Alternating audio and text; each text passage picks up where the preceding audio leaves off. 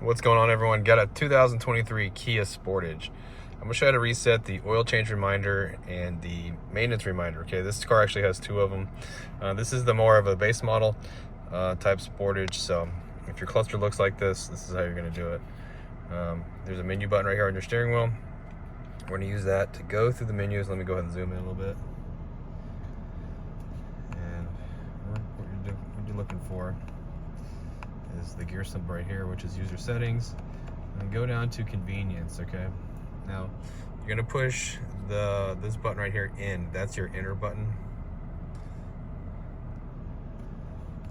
Enter, and here you go, service interval and oil change. Okay, so we're gonna go service interval, and if yours is on, you're gonna go down to reset right here and hit yes.